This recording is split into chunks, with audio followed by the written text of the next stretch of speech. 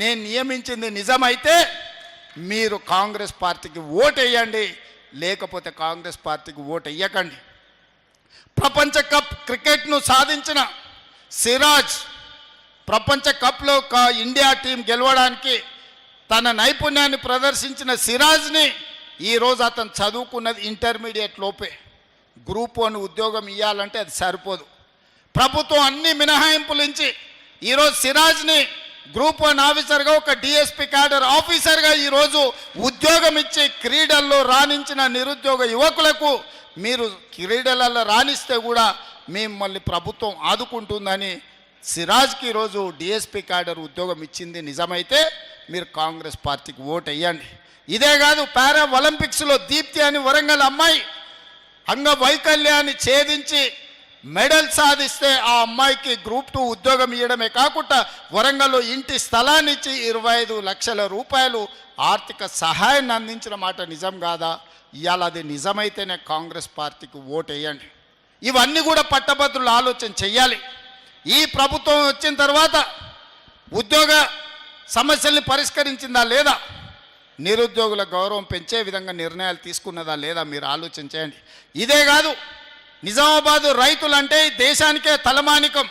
పంజాబ్, హర్యానా రైతులతో పోటీపడి గిట్టుబాటు ధర విషయంలో కానీ రైతుల సమస్యల విషయంలో పోరాడాలి అని అంటే భారతదేశంలో హర్యానా, పంజాబ్ రైతులతో పోటీపడి నిరసన తెలపడంలో, ప్రభుత్వాలను గడగడలాడించడంలో నిజామాబాదు రైతులకు పెట్టిన పేరు. ఆనాడు రైతు ఉద్యమాలలో నేను ఇక్కడికి వచ్చిన తర్వాతనే కాంగ్రెస్ పార్టీకి అధ్యక్షుడు మోహన్ రెడ్డి ఆ రోజు ఈ కార్యక్రమాన్ని తీసుకొని పెద్దలు సుదర్శన్ రెడ్డి గారు వీళ్ళందరూ పెడితే నేను నిజామాబాదు రైతు పోరాటాలకి ఇక్కడికి వచ్చిన. ఆ తర్వాతే నేను పిసిసి అధ్యక్షుడిని అయినా.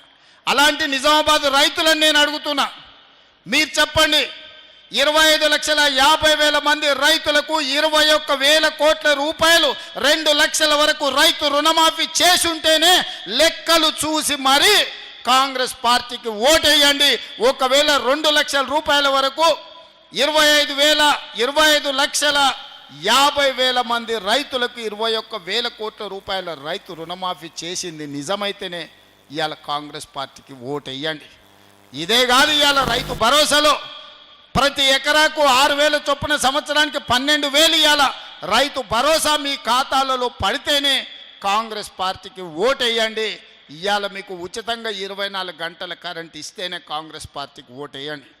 ఇవాళ శ్రీరామ్ సాగర్ అయినా, నిజాం సాగర్ అయినా ఈ ప్రాంతంలో నీటి ప్రాజెక్టులను కట్టి ప్రజలకు అందుబాటులో తీసుకొచ్చి నీళ్లు తీసుకొచ్చి రైతులను ఆదుకున్నది కాంగ్రెస్ పార్టీ అయితేనే గుత్పా, అలీసాగర్ లాంటి ప్రాజెక్టులను కాంగ్రెస్ పార్టీ ముందుకు తెచ్చింది. కాబట్టి ఇవాళ నిజామాబాదులో పసిడి పంటలు పండుతున్నాయి.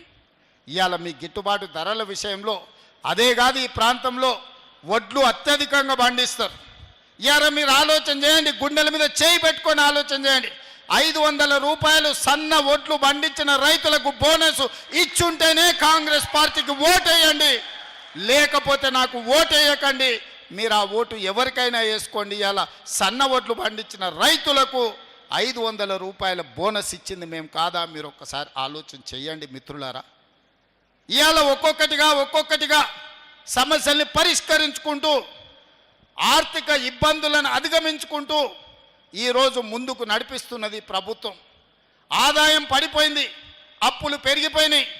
69,000 కోట్ల రూపాయలతో 2014లో చంద్రశేఖరరావు గారికి రాష్ట్రాన్ని అప్పచెప్తే 2024 తిరిగి మళ్ళీ కాంగ్రెస్కి అప్పచెప్పేటప్పటికి 7,11,000 కోట్ల రూపాయల అప్పులు చేసిండు చంద్రశేఖరరావు. ఆనాడు సంవత్సరానికి 6,500 కోట్ల రూపాయలు అప్పు చెల్లించేది ఉంటే ఈనాడు ప్రతి నెల 6,500 కోట్ల రూపాయలు నేను అప్పు చెల్లిస్తున్న. సంవత్సరానికి 75,000 కోట్లు ఈరోజు కేసీఆర్ చేసిన అప్పులకు అసలు మిత్తి నేను కడుతున్నా. ఈ సంవత్సరం మొత్తం 75,000 కోట్ల రూపాయలు కట్టిన. ఈయన తెచ్చిన అప్పులకు అసలు మిత్తి కట్టడానికి నేను కొత్త అప్పులు చేయాల్సి వచ్చింది. 60,000 కోట్ల ఇప్పుడు అప్పు చేసి ఇంకో 15,000 కోట్ల రూపాయలు నేను సంపాదించింది కలిపి చంద్రశేఖరరావు చేసిన అప్పుకు నేను కప్పం కట్టిన 75,000 కోట్ల రూపాయలు. ₹1 తక్కువనా మీరు లెక్కలు అడగండి, అన్ని వివరాలు నేను ఇస్తా. ఇవాళ చంద్రశేఖరరావు మనల్ని అప్పుల కుప్పగా తయారు చేసిన రాష్ట్రాన్ని పరిష్కరించుకుంటూ ఒకటొకటిగా పరిష్కరిస్తూ ముందుకెళ్తున్నా. ఆనాడు ఈరోజు